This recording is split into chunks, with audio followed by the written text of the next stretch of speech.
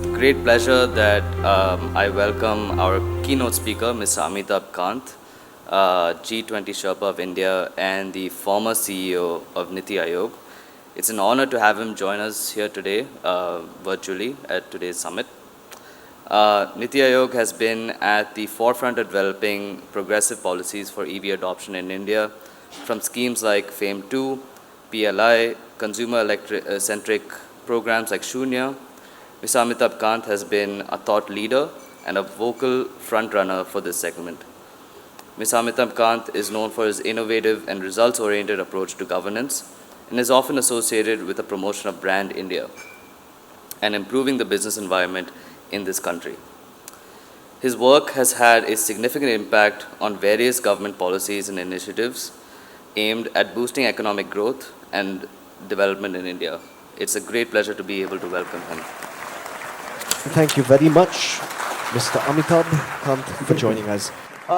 Let me, at the outset, extend a very warm welcome to all the participants and congratulate Micelio Mobility team for organizing the Global Clean Mobility Summit with core theme of clean energy transition, which has been one of the key deliverables under India's G20 presidency for 2023. Climate change is a very key component for sustainability and green development. Pact was a very significant achievement under India's G20 presidency. This has been endorsed by every participating country. It encompasses very essential elements such as financing, a commitment to reduce global greenhouse gas emission by 43% by 2030, a doubling of adaptation finance by 2025, and the establishment of a global biofuel alliance and a huge focus on hydrogen. These milestones underscore the collaborative efforts of G20 nations to address critical climate challenges.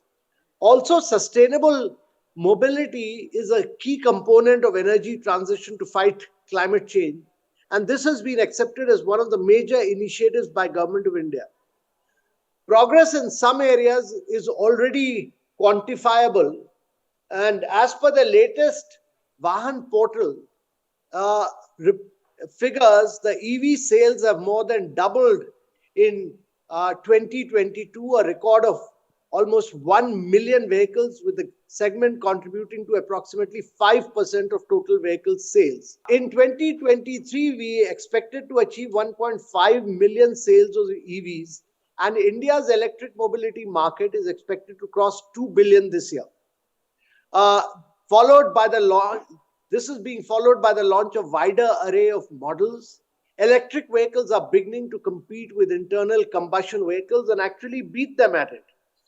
EVs present a very unique opportunity to decarbonize transport in India. Considering the road transport accounts for almost 12% of India's energy-related CO2 emissions, it is estimated that energy use and CO2 emissions from road transport could double by 2050. Electrifying electric two-wheelers, three-wheelers, which are front-running segments, has the potential to transform how people move in India. With 75% of the total number of registered vehicles in India are two-wheelers, this space particularly presents an avenue of unending opportunities to all the stakeholders. The EV sector is actually a very hotbed of innovation in India.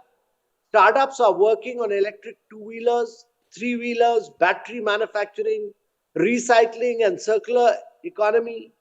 And companies like Ather, Ola, Log9, Atero, etc., they are all capitalizing on the growing demand for cleaner transportation options. And this presents very unique opportunity to Micelio Mobility as well. The Pradhan Mantri Electric Bus Seva scheme launched by the Ministry of Housing and Urban Affairs with an outlay of rupees 20,000 crore will also help in deployment of about 10,000 electric buses, which will further strengthen the public transport system and promote sustainable mobility and improve ease of living in our cities. Earlier, when I was in NITI Aayog, we had put together a tender for about 5,500 buses, electric buses, and the prices of these buses was about 15% cheaper than combustion vehicles. So if we are able to pool demand, my view is that India should go for about 50,000 electric buses by pooling the demand of all the states. If we do this, not only the prices will be lower than combustion vehicles, but also India will become a manufacturing center for electric buses and will become an exporter of electric buses. Energy transition, therefore, will play a very crucial role in pushing the sustainability agenda and having reliable, diversified, and responsible supply chains for critical minerals like lithium, nickel, cobalt, along with semiconductors, will ensure the necessary push is provided to the development of electric mobility. This is an ecosystem which has been advocated in the G20 Leaders Declaration document. My view is that developing the battery value chain ecosystem in India is critical. It is the bottleneck because the bottleneck which needs to be addressed at the earliest, as it will further push the EVs costing downwards, because almost 45 to 50% of the cost of an electric vehicle is the battery cost. And therefore, we need to ensure that achieving the economies of scale and creating the energy storage market in the country.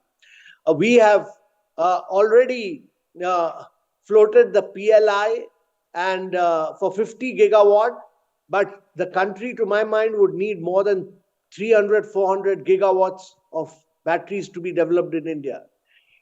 Developing battery swapping network, our view is that NITI Aayog had introduced the draft battery swapping policy in April 2022 to strengthen the ecosystem and improve efficiency of two-wheelers, three-wheelers. The provisions of the policy need to be revisited, especially pertaining to interoperability and standardization, and this requires well-defined roadmap for the battery market development. My view on skill development is that supporting programs to train a skilled workforce for the EV industry, from manufacturing to maintenance and repair, is all necessary. This is a sector which will grow and expand in the coming years. India is a key automobile manufacturing destination. If we do not move into these new areas of growth, we will lose our competitive edge. And therefore, manufacturers should collaborate with technical institutions like IITs and NITs. And in addition to an army of engineers, it is imperative to collaborate with IITIs and polytechnics also to train the workforce which can operate charging stations and provide robust and reliable after-sales service to EVs. On the research and development side, I feel that we need to encourage cooperation and collaboration between academia, government, and the private sector to foster innovation and drive the growth of the EV ecosystem. For instance, developing a center of excellence at IITs and IIMs will lead to objective-led research and thought leadership to guide innovative solutions for the ecosystem. Promoting EVs in India is not just about cleaner air and greener planet. It's about a disruption taking place across the world. It's about moving towards cleaner forms of mobility. It's about economic growth, technological advancement, and creating a brighter future for generations to come.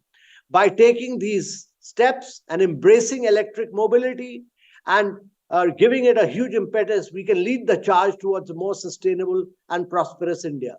Thank you very much, ladies and gentlemen. And thank you very much, sir, for joining us digitally. We really appreciate it.